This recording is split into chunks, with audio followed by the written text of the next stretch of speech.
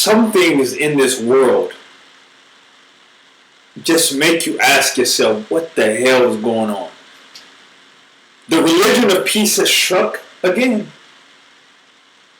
A man who pledges allegiance to Islam, ISIS, killed and shot 50 people and injured 53 people.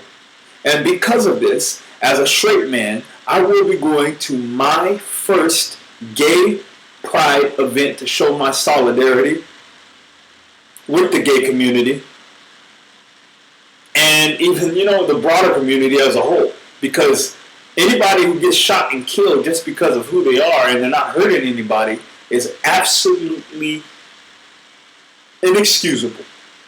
But you want to know what else is inexcusable? Is the fact that Donald Trump has highlighted this problem with Islam. Radical Islam. He's highlighted it. And he has got so much hate for it. But he's not the one that's advocating his supporters to go and kill other people. But there are factions of Islam that are, I don't even have to say it, they are instructing some of their people to go out and kill other people because they're not Islamic. We're infidels. It's amazing because Donald Trump came out with a tweet. Appreciate the congrats for being right on radical Islamic terrorism. I don't want congrats. I want toughness and vigilance. We must be smart. And of course, people have come out the woodwork and are already hating on the man using filthy, profane language, telling the men to burn in hell. It seems like people have lost track of who the real enemy is. Let me tell you who the enemy is. The enemy is anybody who wants to control somebody else's way of life and wants to kill that person because that person wants to live their life how they want to live it, and the way that they are living it is not hurting anybody. Could you imagine how horrific and scary it must have been to see your best friend get his head just blown apart by bullets, heart bullets, all over your body, bullets, friends that you came to have a good time with, you will never see again. You will never experience their smiles again. Could you imagine the kind of carnage and fear many of those people felt? It is inexcusable for any administration to continue to downplay the problem with the religion of peace and factions of it that are a threat to the civilized world. Now, what's also interesting is you go and you read I'm going to read a quote from CNN. So you go and read some of these media paragraphs on these articles, and oh my gosh, you find gems. So 2 officials tell CNN that the FBI had investigated this man at some point for possibly having ties to or sympathizing with Islamic extremism. A law enforcement official said that there were 2 cases open involving this man, but the probes didn't result enough evidence to charge him with anything. So the key keywords are enough evidence. So my question to everybody out there, under a Trump presidency, would that man have been locked up under a Trump presidency? Because the rules that are already there would either be more enforced, or under a Trump presidency there would be laws that would make it even easier to catch people like this. Okay, forget your human rights. Okay? If you are suspected of having any kind of links or compassion to terrorism, you need to be locked up and investigated. Period.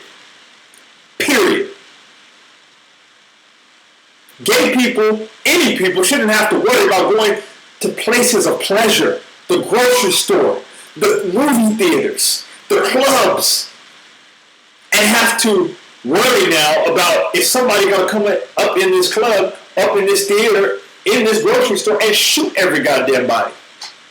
Because the current administration, or even the administration thereafter, they're not doing their job properly.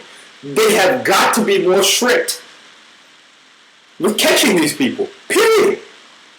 And so the question in closing, I'm going to ask everybody out there, I'm going to ask all of you, is there a problem with this country? Is there a problem with this country that's causing people to go berserk and just go on these rampages, these shootings, killing people? Is there a problem with this country? Or is there a problem with Islam? That is the question. That is the real question. We have to stop. We have to stop pussyfooting around. It's the elephant that is in the room, the living room, in front of the TV as you're trying to watch TV. Is there a problem with this country that causes people to go berserk and just shoot people? Or is there a problem with Islam? Is there a problem with factions in Islam? Is there a problem with the way that the FBI is doing its job, because the administration that oversees the FBI is not letting them really go and be what they're supposed to be? But under a Trump presidency, I'm pretty sure the FBI would be able to be the beast that they're supposed to be in order to prevent this kind of stuff from happening. Now, as far as the victims, could you imagine being in a club with your friend? You're going there having a good time, and next thing you know, you see your friend get his head blown off. Could you imagine the last text from some of these people to their loved ones? Almost makes me want to cry. To their loved ones, their friends, their family, some of their partners. I'm gonna die. I'm dying. Somebody's shooting up the club. Oh my God, help me. God, there's people dying all around. Please get help. Somebody is shooting. Could you imagine how horrific the scene must have been with all the blood? And imagine the people who are just barely hanging on and they're taking their last breaths. And somebody's telling them it's going to be okay, it's going to be okay, but it's not going to be okay. This is absolutely one of the most disgusting pledges of allegiance to a religion or an ideology that I have ever seen, that I have ever woken up to. This is sick. And I encourage every straight person out there to go to your local gay pride events, whenever it comes this year, to show solidarity with the gay community due to this tragic, horrific event. So I'm saying, every straight person, every straight man, every straight woman should be going to the next gay pride event to show their solidarity with the victims' families, their friends, and the gay community, and the people who want peace in this world.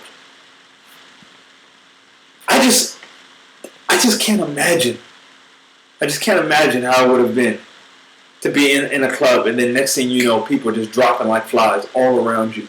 And I could not imagine how it would feel for the person on the other end of those text messages to get a last text from a loved one.